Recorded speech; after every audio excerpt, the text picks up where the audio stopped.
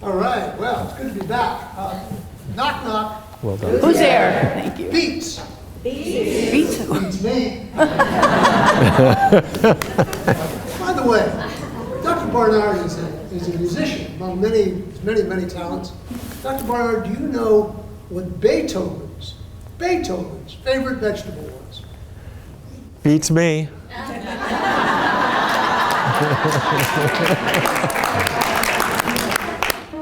Bok choy. Well, it is really great to be back. I feel at home. This has been my hometown for 7 years. I've come down here sometimes, a couple times a year. Finally got to see an alligator a couple of years ago. So I didn't tell.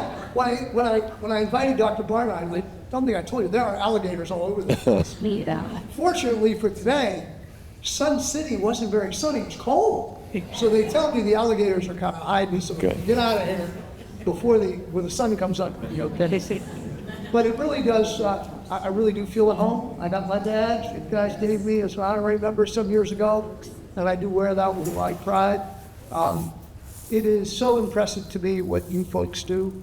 There are, as I'm sure you all know, there are vegan meetups, there are pop-ups all over the country. But what's special about you folks is that you aren't just vegan, you match vegan and health. And they are two different concepts, which Dr. Barnard will talk about a lot more, but it is really true. It's wonderful to be vegan, it's wonderful to be compassionate for animals, it's wonderful not to support the meat and dairy industry, but that doesn't always make you happy. And that's what the National Health Association has been about, and that's what PCRM has been about for so many years. It is, what you do in this club is great. I've watched you since we used to be at crowds like this all the time when we brought speakers out, then COVID hit, and that kind of slowed things down a little bit, but fortunately we're back. And so my applause to you to see.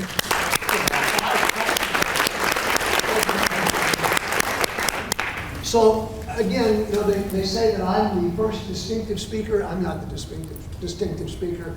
I'm the intro to the distinctive speaker. It is, we are really proud in the NHA to support the work of ESLL. We've been doing that since 2017. This is my 7th year that I've been coming down and supporting the club. I think the club was, 3 years old when we came here? And it's so heartwarming and rewarding to see you grow just as the NHA is growing. And I guess I just want to show, if we can get the slide show, just tell those of you that are new for the NHA. There you go. So we are, again, proud to partner with ESLL, which is now about 7 years young. We've been doing that for a long time. What we do and what we ask is that we are proud to support ESLL. The only thing we ask is we hope you will support the work of the NHA. We've been a 501c3 since our beginning, just like PCRM has been. We do great work. We don't sell anything, we just sell education and knowledge. And we're hoping that, how many were here for JP? We're back here. And JP is going to be here in February doing the classroom. So again, I think I'm going to just click it. And then there we go. Technology, huge job. What? Our robot on the side? Let's hide it. Oh, okay. On the side here. Yep, just it. Now it's how it good. Okay, I can click on it. There you go. So what we do in the NHA, one of the principal things we do is we publish a magazine called Health Science. Health Science magazine is pretty unique in the publishing world in that it's 40 pages long. It has no advertising in it. It just promotes the benefits of this diet lifestyle. Every issue has a feature interview with some of the leading voices of our movement, like Dr. Barnard, like Michael Clapper, Michael Greger, and that. This fall issue of the magazine came out just back in October, features an article that I did on the legendary work of Dr. Barnard. And those of you who join the NHA tonight, or who renew your memberships today, you'll walk home with a copy of this magazine. You'll get a jump on your membership. In addition, the spring issue of the magazine, I had some extra copies and had an interview with Dr. Chilla Barres. How many of you have heard of the True North Health Center? Dr. Ellen Goldham, the True North Health Center. She's one of the leading physicians from that. It is a great article. I think you'll really enjoy it. Again, you'll get a twofer while they last if you join or renew your membership today. It's still only $35 a year. If you join, And when you join the NHA, you also get access to all 46 years of back issues for nothing. They're all archived on our website. You get all that. Go to the next slide. It is great. So again, both issues can be yours tonight. It's a join or renew tonight, but we're next slide. Here again, couldn't be more fitting. Dr. Barnard's work, I think a lot of people think of PCRM is just fighting for end medical exploitation of animals, and Dr. Barnard has been so much more than that. And I profile in this article his research that he's done on heart disease, on lowering on type 2 diabetes, on weight loss. It's extraordinary. And I think you'll find it a really enlightening article in addition to what he talks about tonight about this topic. We go to the next slide. Then, and again, coming soon. Now, Dr. Barnard, you're going to love this. This is the first time we've done a cover quite like this. It's a great. How many of you have heard of Dr. Robin Chutkin? She is the gastroenterologist in D.C. I do a wonderful interview with her. I just like to cut. So that's coming. If you join tonight, you'll be on the mail list for the winter 2025 issue. That'll be coming out in January. Next slide. And again, if you join the NHA, one of the benefits you add is, in addition to getting the magazine, you get discounts on Vitamix and mainstream theming, of course, and NutriGardens, a whole bunch of products just for benefit of joining the NHA. You get those discounts and logins and up. Slide. And we also have books, so the newer revolutionary books that just came out, The Flight Trap, on the Can Fasting Saving Your Life, and Go Rammer. All these are available at a 20% discount. Get the number to those next slide. And these are ebooks on the history of our health movement. You can download for nothing. There's like 14 of them. You go to the next one. And we also have a health science newsletter that comes free. You join at healthscience.org. You can get that. Go to the next one. We have a podcast that Dr. Frank Sabatino, who's spoken to this group many times. That's a free podcast that drops every week. You can listen to that. You can see that. The next slide. And we have a conference in June. If there are two conferences that I would recommend you go, fortunately they're on the East Coast for those of us on the East Coast, is we have the NHA, the last weekend in June will be in Cleveland. Dr. Barnard was one of our chief feature speakers last year. We have Dr. Chutkin, Robbie Barbero, and such. We have a great lineup of speakers. It'll be the last weekend in June. We have an early bird price that ends at the end of the year. Go to our conference, and usually in August is the International Conference of Nutrition and Medicine. ICNM. That's it. And that's Dr. Barnard's conference in Washington, D.C. It is a magnificent event, too, so we'll put that on the calendar. Go to the next one, and a number of your members will come. And probably the newest thing that we've launched in the NHA is plant-based travel. I like to say often that if you live this lifestyle, you don't get invited out to dinner a lot. Nor do you invite a lot of people over for dinner, right? It's just the reality. Well, one of the things we've found, and we know, I'm sure you've all experienced, you've traveled the world, it's tough to follow this lifestyle, especially navigating not only trying to explain why you don't want salt, oil, or sugar when you're in Greece or someplace, or in Italy, for God's sake, but when it's another language barrier, you're trying to explain why to do this. You keep that little card in your wallet, but communication is challenging at best, even in American restaurants. We have arranged in the NHA, and we've partnered with WinStar and with World Vegan Travel. If you travel with the NHA, all your meals are taken care of. They are whole food, plant-based, and in the NHA view, the gold standard, salt, oil, and sugar-free. We have a wonderful partnership with WinStar. You travel to some of the most exotic locations in the world, and you won't have to worry about sneaking out to Whole Foods or a restaurant or packing a cooler or a bag or any of that. We do it really well. It's really matured, and we have an upcoming trip to Tahiti where 300 of us are going to Tahiti. There's a couple of vacancies, there's a couple of rooms still left. For all these trips, people sometimes cancel, so there's always people. We sell out pretty quick. You can go to healthscience.org, click on the plant-based travel tab, and you'll learn all about that. Next one. There's coaching if you need them, and I should add, we need to add one more slide, but not only if you need health coaching, you can go to the True Life Health Center, Love Life Telehealth, also the Barnard Center now offers telehealth as well, so that's one we're going to add to our slide. Next one. And again, I'm here to promote, to ask for your support for the work of the NHA, but I'm also here to ask for your support for PCRM. They do great work.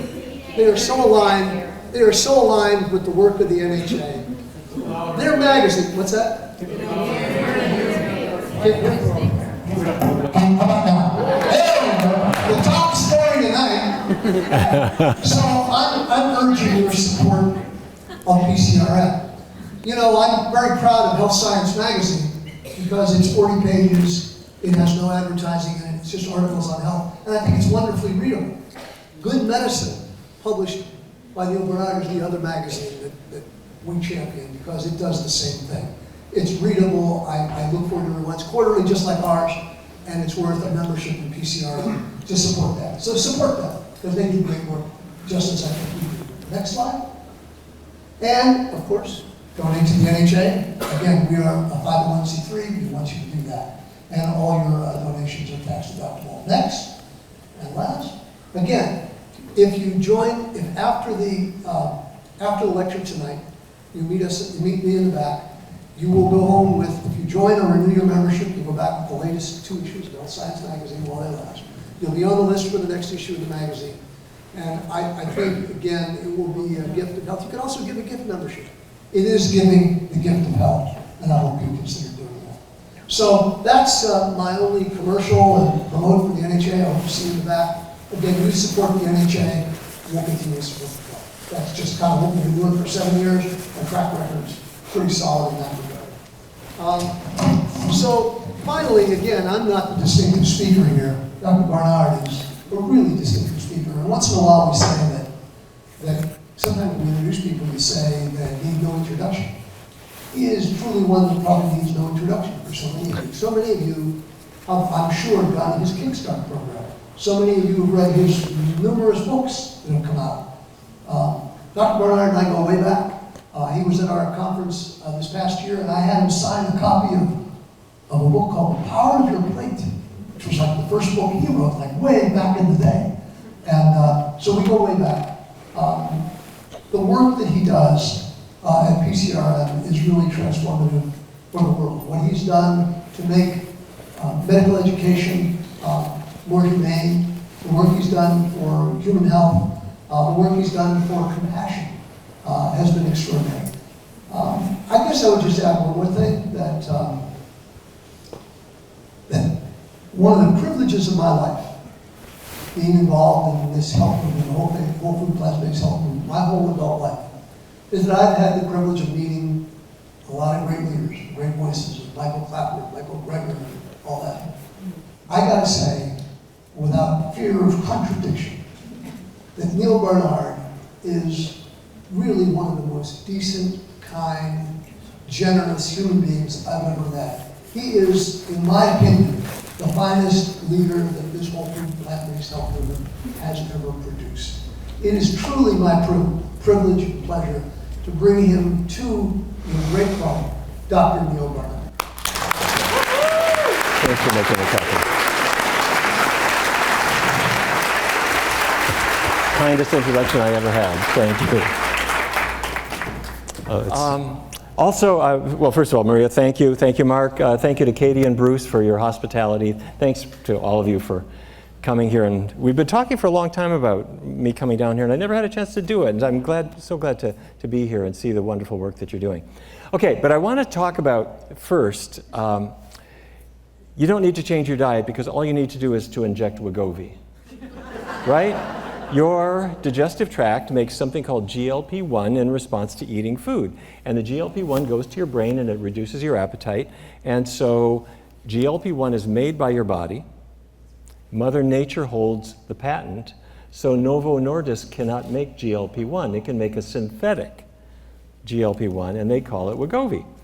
And so sometimes I talk to my fellow physicians. And they'll say, nobody's going to change their diet. They're just going to want to inject that drug. People are lazy, da-da-da-da-da-da. So I'm not sure that's true. So we worked with Morning Consult, which is one of the big polling companies. Politico and others work with them. And in September, we did a survey, and we asked people, agree or disagree with this? If I wanted to lose weight, I'd rather take an injectable weight loss drug rather than make a diet change. And among those applicable, meaning they wanted to lose weight, here are the numbers. 18% agreed and 10% strongly agreed. That's 28% said, give me the injection. But 24% disagreed and 48% strongly disagreed. And that means that almost 3 out of 4 people say, keep your darn injection, I don't want that. And then Blue Cross Blue Shield has a subsidiary called Prime Therapeutics. And they looked at what happens when you start taking it. And what happens is, after about 6 months, about half people have just quit. And by a year, about 2/3 of people have quit. So I'm not saying that there's not a role for injectable drugs. What I am saying is it doesn't replace looking at what's on our plate and seeing how these foods work. But we've had not such a very good relationship with weight loss diets over time. Back in the 50s, the whole idea was, well, I've gained weight, and so get out my calorie chart. You know, get out my food scale and eat tiny little portions. And what happens? You give up after a while, and then the weight comes back, and then some. So that's kind of fallen by the wayside. And then there's been a shift more toward diet patterns. What do you eat? What does your family eat? What do people eat in your part of the world? And what we discovered quite some time ago was that the more your diet is plant-based, the thinner people tend to be. That's true. However, what I want to talk about tonight is that certain foods are much better than others for weight loss. And I'm calling them power foods, and I want to walk you through all this. And I want to give some credit to Harvard University. 2015, they did this really cool study. They followed more than 100,000 people. And they discovered that if they ate more of certain specific foods, they lost more weight as the years went by. Now you'd think, wait, how can that be? If you're eating more, whether it's healthy or unhealthy, if you're eating more, you've got to at least gain something. That's not what they found. They found that the more you ate of certain foods, the more weight you would lose. And at the top of the weight loss food list was the humble and unassuming blueberry. For some reason, people who ate more blueberries, they lost more weight. And people who ate a lot of blueberries lost even more weight. And so the berry group was actually, it wasn't just blueberries, it was anything in the berry group. It was blueberries, strawberries, raspberries, blackberries, even berries in a muffin. As long as you didn't put in 2 tablespoons of butter, it still counted. Yes. Now, but why? Why would this be? Well, a blueberry is blue, and it's blue because of anthocyanins. This will be on the test. Anthocyanins are a blue pigment. And there's all kinds of them. There are blue anthocyanins. There are also red ones in strawberries. The autumn leaves in the northern U.S. in the fall, those are anthocyanins too. They're orange and yellow and different kinds. So they discovered that the more people ate of any of these anthocyanin-rich foods, the more weight they would lose. And eventually people figured out why. Because they are slight metabolism boosters. And they have a variety of other effects, including a slight blood sugar lowering effect as well. Yeah, this is from the anthocyanins in the blueberries. So 2 years later, researchers in England said, let's put this to the test. And they brought in 2,734 identical twins. Well, everybody was a twin. And they were all young women. And so they and their twin pairs came in. And what they did is they gave everybody a DEXA scan. That means you lie on a little gurney, and this machine measures your body composition. And what they discovered is that within each twin pair, the one who ate the most anthocyanins had substantially less body weight, specifically less abdominal weight, compared to her genetically identical twin sister. So you're taking the genetics out of it. There's something about these colorful foods that cause weight loss. And they also discovered, yeah, it's berries, but it's also the red blush on a pear, and it's grapes. There are anthocyanins in lots and lots and lots of foods. And these are foods that we sort of, you kind of like them, but they don't end up in your grocery cart all that often. So Americans don't really eat very many of these foods, despite the fact they're around. And it's not just berries. Cinnamon contains a compound, contains an aldehyde. I don't know if you remember from high school chemistry, there are compounds called aldehydes. And when researchers discovered this aldehyde in cinnamon, they gave it the unadventurous name of cinnamaldehyde. But it's actually a very cool thing. it increases your metabolism. Now, what happens? Here's the science of it. In your intestinal tract, you have something called the TRPA1 receptor. It's sitting in your intestinal tract, waiting for tens of thousands of years for you to have cinnamon toast. And when you do, the cinnamaldehyde goes down your digestive tract, and it attaches to that receptor, and then it squirts a little adrenaline into your blood, and that increases your metabolism. Now, everybody's got some cinnamon on their kitchen counter or in their cupboard, and that bottle of cinnamon has been there for about 14 years. And one of these days I might I might run out, but we like it, but we sort of don't use it very much. So researchers decided to put this to the test.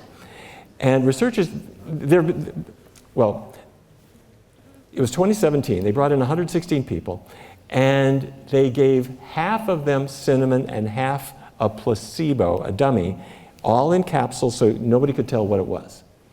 And what they discovered is, it was about a teaspoon altogether of cinnamon, which is quite easy to do, but your average American doesn't go anywhere near that amount.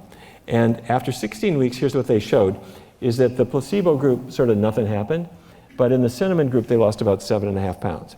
Now, there's a lot of nonsense in the world of food science, like the American Cinnamon Council might pay for a study.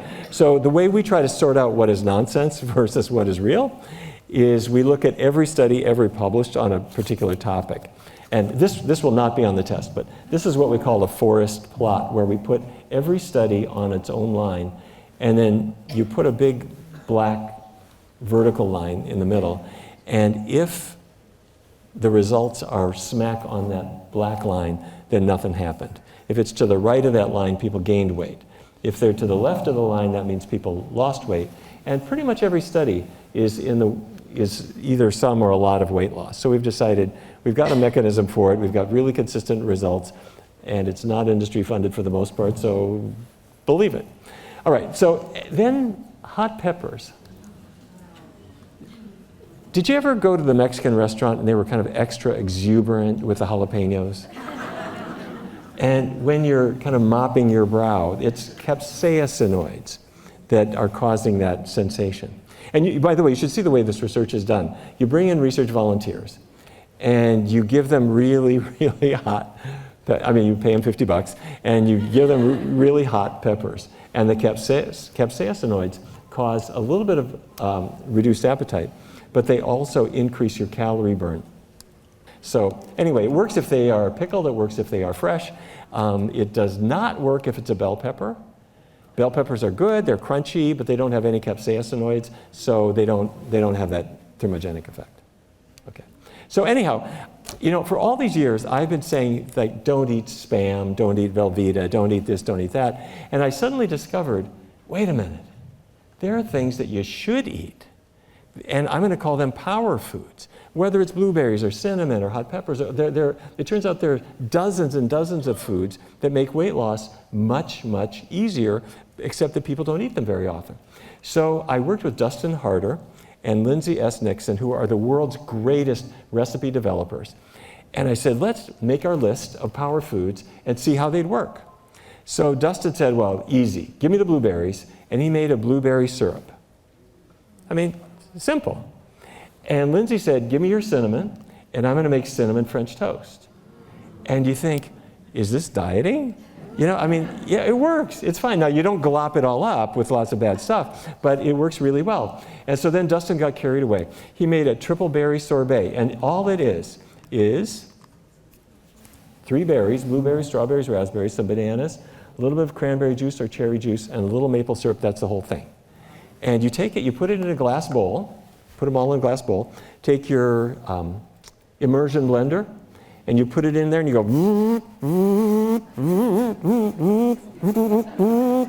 and then you cover it with saran wrap, some kind of plastic wrap, throw it in the freezer, and when it comes out, that's to keep it from getting crystals. If you don't have the wrap, the little crystals will form on the top. You don't want that. It comes out delicious, beautiful, sweet, but not chemical sweet. It's just this natural sweetness.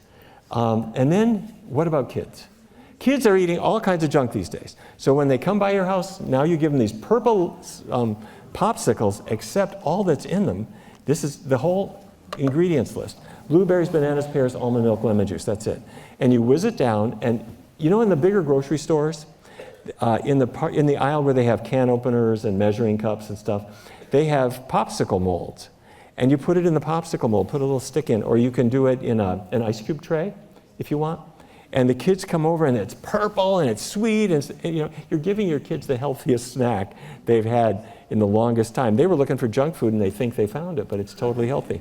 Okay, so anyhow, so with Dustin and Lindsay doing all the recipes, I wrote this book called The Power Foods Diet, and the whole idea was, let's have fun with this. You can lose weight and get healthy, but everything you're doing is delicious and fun and empowering, and everything else gets better too. So let me just kind of walk you through the science of it a little bit. I want to go back to Harvard and give you their list. We talked about berries as group number 1, and they deserve it.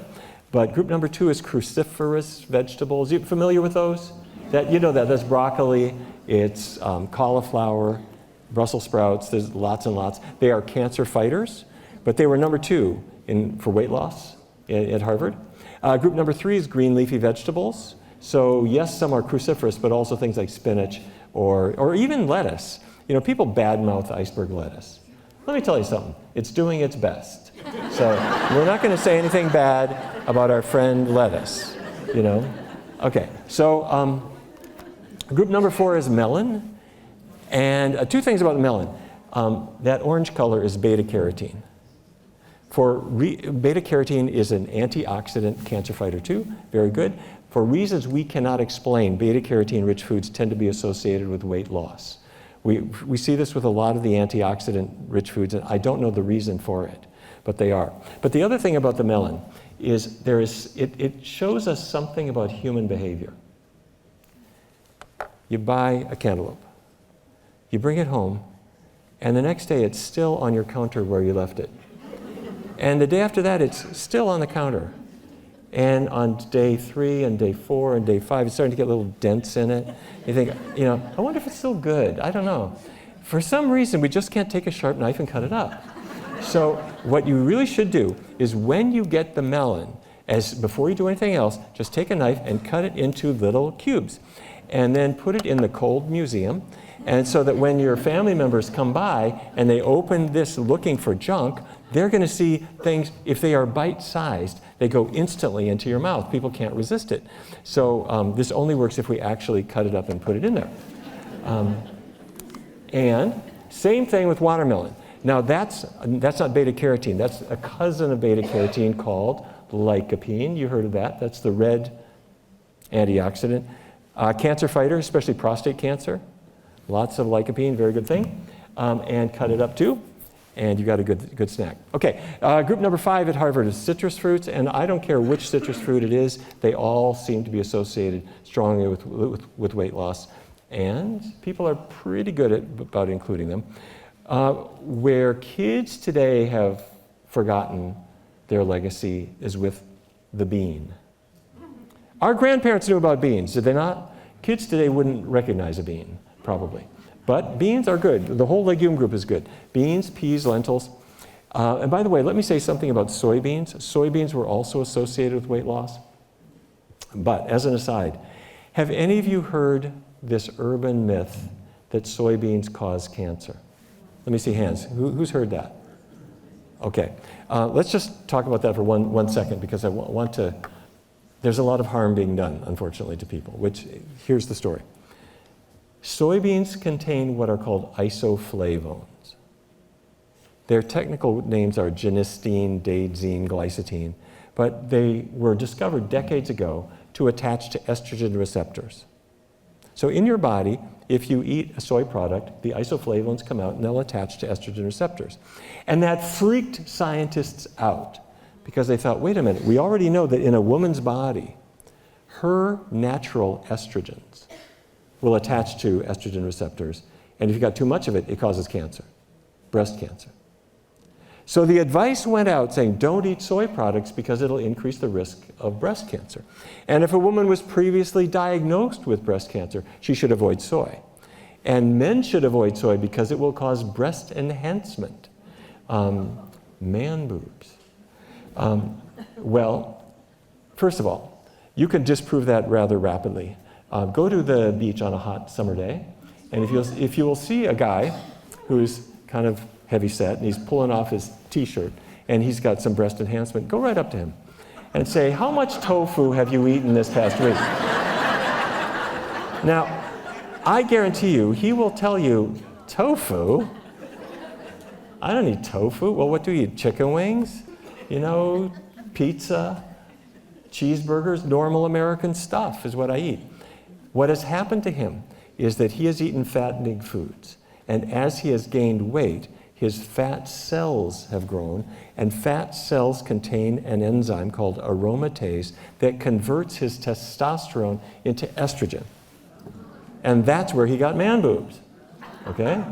And because he thinks cheese is a manly thing, he didn't realize it came from a cow who was milked not only, well, cows are impregnated annually, and after 9 months, they give birth, and their calf is taken away, which is a really creepy thing, and then they start getting milked, and they're milked into the next pregnancy when they are producing estradiol. A pregnant cow is producing estradiol that has been in every slice of cheese you ever ate. If you give milk or ice cream or any other dairy product to anybody in your family, you're giving them small doses of estrogens that came from the cow. Now, the dairy industry says, don't worry about it, that doesn't affect you. Well, we have now 2 studies showing that dairy is strongly linked with breast cancer. Okay, so back to soy. Soy products do contain isoflavones. They do attach to estrogen receptors, but it turns out there are 2 different kinds. There's estrogen receptor alpha, which is where the estradiol attaches and is the gas pedal on cancer. Estrogen receptor beta, which is where the soy isoflavones attach, that's the brake on cancer. Women consuming the most soy products have 30% less risk of cancer compared to women who avoid soy. A woman who had a cancer diagnosis and is now increasing her soy intake will cut her mortality by a good 25%. So all those well-meaning but ill-informed doctors who said, I would get away from soy, condemned their breast cancer patients to a higher mortality. Okay, is this clear? Okay, all right. Going on. So, power food, back to power foods. Power foods that cause weight loss do one of 3 things. They tame your appetite, they trap calories, and they boost your metabolism. And let me kind of just walk you through each one of these. Appetite taming. How many calories are there in a gram of fat? Anybody know? This is the 18, okay. All right, yes, 9 calories in a gram of fat compared to carbohydrate, which has only 4. So if I eat more carbohydrate, by the time I get full, I'll have gotten a lot fewer calories. And if I eat high fiber, I mean, there's basically no calories almost in fiber. So if I'm avoiding fatty foods and eating high carbohydrate foods, I ought to lose weight. Well, my team decided to put this to the test using the Mediterranean diet. Now, the Mediterranean diet sounds sexy because you're going to be on the coast of Tuscany at sunset sipping wine. But what it really means is eat more vegetables, eat more fruits, but do have some chicken and some fish and some dairy and some wine and a lot of oil. But extra virgin olive oil. And you're thinking, wait a minute, chicken fat, fish fat, oil, 9 calories per gram. Okay, you're getting ahead of me. Here's what we did. We published this paper a couple years ago. We brought in 62 people. They all wanted to lose weight, and half went Mediterranean and half went on a totally plant-based diet, a vegan diet. After 16 weeks, everybody switched to the opposite diet. Everybody got both. And then let me show you what happened to their weight. At the beginning of the study, the people on the Mediterranean diet thought, this is a really indulgent diet, this is great. But when does the weight loss start? They didn't really lose weight very much. The vegan group thought, well, I guess going vegan doesn't mean I have to acquire a taste for folk music, does it? And they started losing weight really nicely. And then after 16 weeks, we said, stop. Take 4 weeks off. Now start the opposite diet, and the people on the Mediterranean diet now went vegan, and they started losing weight. And the people on the vegan diet put oil, a little bit of chicken, a little bit of fish back in their diet, and what happened? They started regaining their lost weight. We had the angriest group of research participants we have ever had in a research study. They couldn't wait for this darn study to be over. But the bottom line is a vegan diet is very effective for weight loss. A Mediterranean diet, while it has some health advantages, it does not cause weight loss, and it also does not cause lipid lowering. Let me just show you those numbers. This is total cholesterol. Can you see this? The Mediterranean diet knocked 3 points off your cholesterol, which is not going to save you from Lipitor. A vegan diet knocked 19 points off. And you're familiar with LDL, right? Bad cholesterol. Dramatic difference. So the Mediterranean diet does have some benefit. I don't mean to say it doesn't, but it does not cause weight loss, and it does not cause significant lipid improvements. Okay. What it did do is it was pretty good with blood pressure lowering. We saw better blood pressure lowering with Mediterranean diet than a vegan diet, both for diastolic and systolic. And I am going to guess, I don't know, but I'm going to guess that's from the polyphenols in the olive oil, which do have some biological activity. Okay, the second thing after appetite taming is calorie trapping. So I eat a high fiber food, like some beans or some vegetables, and the fiber breaks up, as I'm chewing it, into a million little fiber particles, and they catch unabsorbed calories in your digestive tract and carry them out with the waste. Yep, the fiber carries the calories down, and you flush them down the toilet. Yes, researchers at Tufts University did something that my research team will never do, which is they took stool samples from 90 people. They had a really big refrigerator. And anyway, what they did is they asked half of them to eat white bread and the other half to eat whole grain bread. The difference is just fiber. And what they showed is over a 6-week period, by eating the whole grains, you could trap calories, burn calories, and knock off about 100 calories a day, just from that change alone. So I'm controlling my appetite, I'm trapping calories, and by the way, it doesn't have to be whole grain bread. I mean, there's fiber in beans, there's fiber in fruits, there's fibers in vegetables, there's fiber in grains too. There's fiber in lots of things. There is no fiber in Velveeta, okay? Or anything from an animal.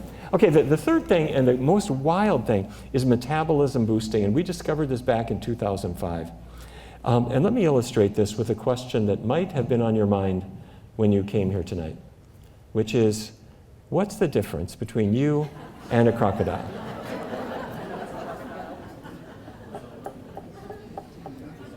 Anyone? Well, look at that face. Well, okay, here's the difference. When she's chilly, she has to find a sunny spot and lie there and let the sun bake on her skin to warm her up because she's cold-blooded. She can't generate body heat. You are not cold-blooded. Well, I give this talk in Washington, D.C. sometimes, and sometimes I have to change the text a little bit, depending on which group well, anyway, that's another story. The point is, you are warm-blooded, and you can turn food into body heat. So the way it works is, you are getting up in the morning, you eat breakfast, and your body creates heat from it. And there it goes. Your metabolism rises. You're burning calories faster. But different foods have different effects. So butter gives you nothing. It gives you no burn. If you eat butter, you can eat 3 sticks of butter, your metabolism will not increase. But what does? Well, we did a study with 64 women. Everybody was after the age of menopause. Everyone had done Atkins, South Beach, Jenny Craig Nutrisystem, cabbage soup. They had all done these diets. They had all felt frustrated, and they all wanted something new. So we said, let's do a low-fat vegan diet as our test and the National Cholesterol Education Program diet, which is chicken and fish, as our control. No exercise, this is just diet changes, and it's a 14-week study. And our participants were instantly horrified to discover that on the plant-based diet, they were going to eat pancakes and chili and linguine and toast, and they were going to gain a ton of weight from all those carbs. And then about week 3 of the study, somebody discovered that Twizzlers are vegan. Anyhow, I'm not recommending that, but anyhow, there were only 2 rules. No animal products, keep oils low. That's what they did. 14 weeks later, the plant-based group had lost almost 13 pounds compared to about 8 for the control group. Okay, and then 2 years later, the control group had put all their weight back on, which is what happens, but the vegan group never did. Okay, so far what we showed is by not worrying about calories, by not worrying about portions, by not worrying about carbs, you can lose weight and you can keep it off. But there's something else. Everybody came into our laboratory. They sat down in a chair and we put a mask over their mouth and nose. So we're recording how much oxygen they're taking in and how much carbon dioxide they're putting out. And with some really simple arithmetic, I know how many calories you're burning minute by minute. And so we record it. So they come in and they burn a certain number of calories. The study now starts. They're doing a completely plant-based diet, which they've never done in their life. And after 14 weeks, they come back in. They sit in the same chair. They put on the same mask. And they get the same test meal that we tested before. And they get an increase in calories, but it's about 15% higher than it was before. What am I saying? I'm saying in response to exactly the same test meal, if you have been on a healthy diet, you will burn calories substantially faster in response to that meal. How can that be? Well, we first published this the first time in 2005. We published it again in 2020. And let me walk you through what's happening in your body. This is one of your cells. Let's call this a muscle cell. I'm going to stick a needle in your arm, pull out one cell from a muscle, and there it is. Muscles have mitochondria. Remember this from high school biology? Those are your burners. You got a lot of them. They burn up fuel, and they give you body heat. They give you lots of good stuff. But you have something else. You have fat. Now, doctors hate words like fat because it has 3 letters, so we'll call it intramyocellular lipid, but that's fat. It's fat inside your muscle cells. And let's say I decide to have cheese pizza. The cheese is 70% fat. And so now the fat particles, see that? The fat particles expand. And when that happens, the mitochondria get crowded and they don't function anymore and your metabolism slows down. So, this is a really important thing. Fat in your cells coming from the foods you eat slows down your after-meal burn. So, I think that's terrible. What am I going to do? Well, let's say I take the animal products off my plate. There's no animal fat left at all. And if I keep oily foods, potato chips and stuff, to an absolute minimum, I don't eat that stuff. There's not much of any fat in your diet, and the fat starts to dissipate. The mitochondria rebound, and your metabolism goes up. But not hugely, it's about between 15, 16, 17%. But that's the difference between losing weight and not losing weight. And it's really huge. So researchers have tested this, and these were researchers at Pennington in Louisiana. They brought in people, gave them a fatty diet, and showed that you could shut down mitochondrial biogenesis. That's, does your body make mitochondria? They did it with a high-fat diet for 3 days. It's really, really easy to shut down your ability to burn calories. I can make you diabetic tonight. I am not lying. I'm not lying. If I feed you a very fatty meal and measure your insulin resistance, I can get that fat into your cells so that insulin will no longer respond. And it goes in fast, it goes out really slowly. We learned this 20 years ago. And today, people still think that diabetes is caused by eating too much sugar or too much bread. That's not true, and it has never been true. Type 2 diabetes comes from insulin resistance. Insulin resistance is caused by the buildup of fat in liver cells and muscle cells. It's exquisitely sensitive to dietary changes, but the fact is your doctor never gave you the diet that cleans the fat out of your cells. And that's why I never saw anybody have their diabetes reversed the entire time I was in medical school. And once we started doing our own studies, we discovered this miracle that diabetes is a two-way street. But I digress. The point is that these foods are miraculously powerful, but they also taste great. And so we make foods that don't really require much effort.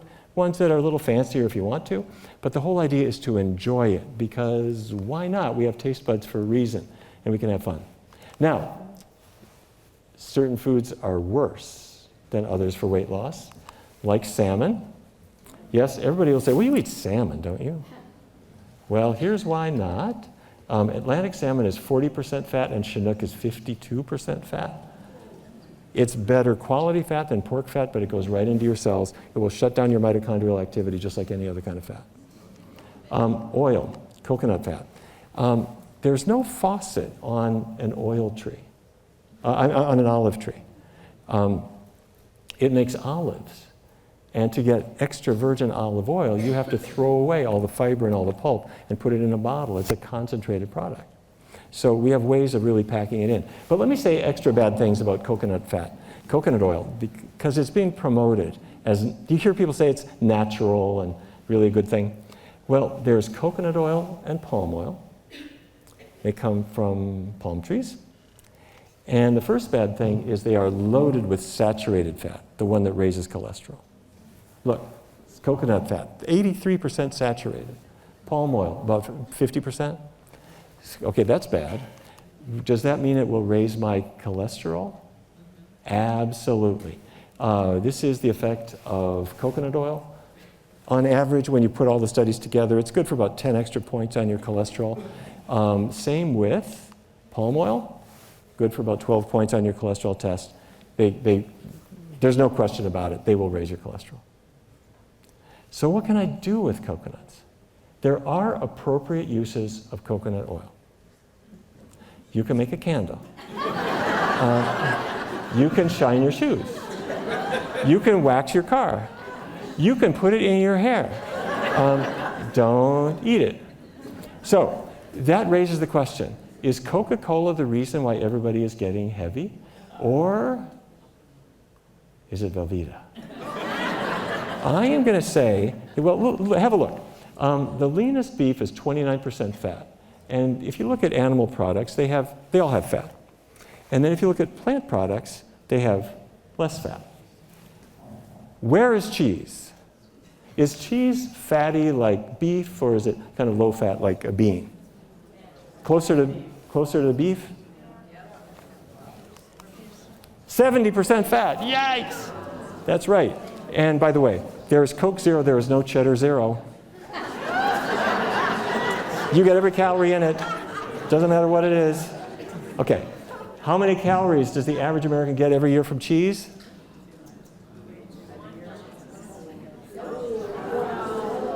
You don't need any other reason to explain the obesity we're seeing in teenagers now. The cheese intake has gone up and up and up and up, and it's all part of just aggressive promotions. Am I cheering you up? Okay, all right. Fiber. There's fiber in beans, there's fiber in vegetables, and there is fiber in lots of things. But how much fiber is there in cheese? None. How about sodium? Well, there's a little bit of sodium in an orange. There's 1 milligram, and 2 in apples, and 20 in brown rice, and 13 in potatoes. And if the potatoes go into a factory and become potato chips, 330. Okay, where's cheese? Where's cheese in this? Is it more like an orange or more like potato chips? Okay. Cheddar is 350, Edam is 500, and Velveeta 800 milligrams. If it were any worse, it would be Vaseline. Okay? But we get hooked on this. Now, has anybody ever, you don't have to raise your hand, but answer silently, did you ever feel hooked on cheese? Like life without cheese, despite the fact it smells like old socks, is not worth living? Okay, here is why. Cheese contains what are called casomorphins. Casein is the milk protein. It breaks up in your digestive tract to release morphine-like compounds that go to the brain. And this is the most strong one, morphoceptin. It has about 1/10 the brain receptor binding power compared with pharmacy-grade morphine. So it's not enough to get you arrested, but it's enough to make you think, I love cheese. Okay, so what's a healthy diet? A healthy diet is vegetables and fruits and legumes and grains. And you should have vitamin B12, important for everybody. For healthy blood cells, healthy nerves, you don't need much, but you do need it. And let me share with you some people who have put this approach to work. This is Shanae. Shanae grew up in Kansas City, and she told me, you'll read about her story in the Power Foods Diet. She told me about her home growing up, about how they had a lot of food, but it wasn't really necessarily the most healthful choices. And as time went on, she gained a lot of weight. And by the time she was about 10 or 11, her mother said, "You're getting into trouble." And her mother knew what she was talking about because her mother had a lifelong weight problem. And when she was 12, her mother said, "You have to come with me to a weight program that her mother had been going to." She decided Shanae had to go with her. So at age 12, you start your weight loss program. You get your food scale, your calorie chart. You're told that it's your fault. You need to have less screen time. You need to exercise more. You need to do this. You need to do that. You need to do the other thing. And what you discover is the things they're telling you are hard to do.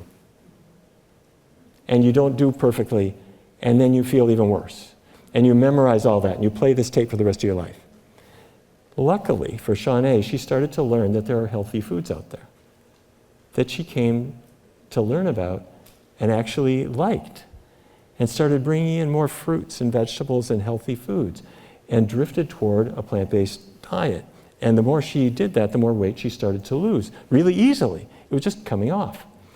And eventually, although she'd been 100 pounds overweight, more than that, she eventually lost 100 pounds. And when that happens, all of those things you've been telling yourself start to go away.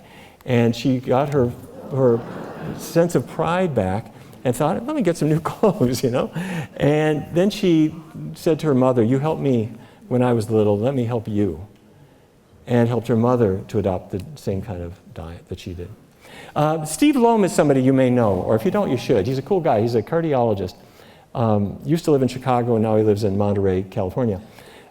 He became famous because one day he was running a half marathon. You might have heard this story. Half marathon's 13 miles and change. And he's out there running his half marathon, and up in front of him is a guy, another runner, on the track, face down, not moving. So he goes over to him and says, "Are you all right?" Unresponsive. No pulse. Dead. So he yells out, "Who has got a phone? Call 911. I need an ambulance. I need it now." And he's thinking, there's a chance. And he starts doing CPR, and eventually an ambulance comes with a defibrillator, and they put the pads on him. And they shock him, and eventually they get a heartbeat. And he saved this man's life. And they put him in the ambulance, they bring him to the hospital, and he's alive. So Steve thinks, well, I'm glad I came out to the race. And he makes his way to the finish line. When he gets there, there's another guy, face down on the ground. He thinks this can't be happening. He goes over, the man is unresponsive and pulseless. And so same thing, they get an ambulance, they get there a little quicker this time, they put on the defibrillator pads, they shock him, and they eventually get a pulse for him. And so, oh, by the way, the moral of the story is, if you're going to run a half marathon, have a cardiologist right behind you. So anyhow, but they became famous because the Today Show heard about this remarkable race, that one cardiologist saved 2 lives in the course of this race. So the Today Show brought them all to New York, and they reunited them and stuff. But what they didn't know is that Steve had been in touch with these guys and had said, "Look, I don't want to revive you again next year. Do a plant-based diet." And so they became friends, and Steve really helped them a lot. But the reason I'm telling you this is, apart from the fact it's a cool story, Steve had his own story, which was when he was a medical student and a resident and a cardiology fellow, he had a weight problem he couldn't solve. And he thought, well, chicken ought to help me, and vegetable oil instead of animal fat, I should eat a lot of that. But he kept gaining weight, and he was about 100 pounds overweight. Eventually, he learned just what you know, which is you get away from the animal products and greasy foods, eat the healthy choices, and the weight comes off on its own. And so Steve has become a good advocate and a friend, and has helped us with our work to try to reform the health patterns of people.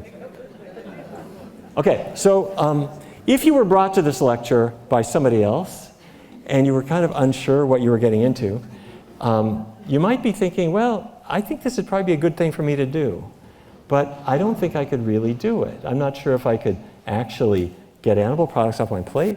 Let me share with you, in the thousands of people we've worked with in research studies, and thousands more that we work with at the Barnard Medical Center in Washington, we use 2 steps. I've never seen anyone unable to do it. So a person says, I would like to see if I could get rid of my diabetes. Or I'd like to bring my cholesterol down, or I'd like to really lose weight. How do I do this? We learn what you know, how it works, and we don't challenge skepticism. People are right to be skeptical, but you don't have to believe in penicillin, you just take it. So the diet, you don't have to believe in it, you just give it a shot for a month, 2 months, 3 months, whatever, and just see what happens. And here's how we introduce it. We say, for 1 week, check out the possibilities. So you take a week and you think of, okay, what could I eat that's plant-based? Take a piece of paper and take 7 days and fill in things. Well, I'm no gourmet. I start my breakfast with cereal in a bowl, that's all I do. Well, okay, fair enough. If it's almond milk or rice milk or soy milk, that's plant-based. You like that? Write it down. Okay, well, maybe I'll have oatmeal. And I'll top it with berries. Okay, write that down, that's power food. I really like sausage. Well, have the vegan low-fat sausage or vegan bacon if you want. I got to tell you, it's kind of a liberal interpretation of the original. But if that's your thing, fair enough. And there are all kinds of mixes, and you just try them. And so the whole idea is you take a week and you are looking for things that are plant-based that work for you, that you like. And if you like them, you write them down. And let's say it's your favorite Italian restaurant. Well, they'll make you pizza without cheese and spaghetti with a marinara sauce, or a Latin American place will make veggie fajitas and bean burritos, and Chinese restaurants have all kinds of choices from tofu and vegetables and rice, and Japanese places will make fish sushi, forget that, have the cucumber roll, the sweet potato roll, the asparagus roll, lots of things. Okay, fine. Wait a minute, I'm at Taco Bell. All right, not the meat taco, but I'll have the soft shell taco, beans instead of meat, tomatoes, lettuce, a couple hot peppers. That's a power food. Okay, all right, this is not bad. I got a big list. Okay, step 2, eat those foods. For 3 weeks, no animal products, but eat the foods you already picked out that you like. And just see what happens. And after 3 weeks, 2 things happen. You discover physically your body is changing. But the other thing is 21 days is a magic number. Tastes reformulate every 21 days. If you haven't had a lot of fatty foods, it starts to make sense to your tongue. It says, I like this lighter taste. Okay, we've got an app called the 21-Day Vegan Kickstart that is in English and Spanish.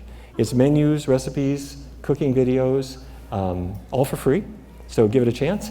We have a preferred dietitian referral program where if you need a dietitian who believes in and follows and understands a plant-based diet, you just go to preferreddietitianreferral.org, and there's one who can do telemedicine right in South Carolina. We have a national diabetes program. Every Tuesday, 12 o'clock, free. We're on Zoom. If you want just some support, we're there. National Diabetes Program. Go to our website, pcrm.org, look up National Diabetes Program, and we'll give you the link. Every Tuesday at noon for free. So this is our team. We had a lot of fun with this, and that's this book.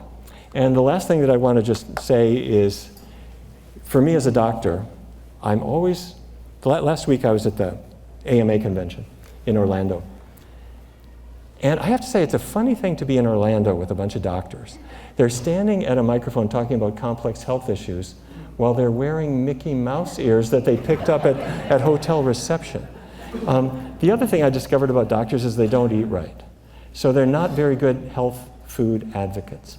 And what I've discovered is they learn more from their patients who come in and share their experiences with them. So many of you have made diet changes already. Many of you have been doing this for a long time. And when you share your experience with a friend, with a family member, with somebody who needs it, with your doctor, or better yet, if you're on social media, it's great. It's like throwing a rock into a pool. The ripples reach people you never knew before. So you're educating and you're inspiring people. You're saving lives of people you never even met. So I want to thank you for the work that you are doing to spread the word. One person can be effective, but an army like this can be monumental. Thank you very much.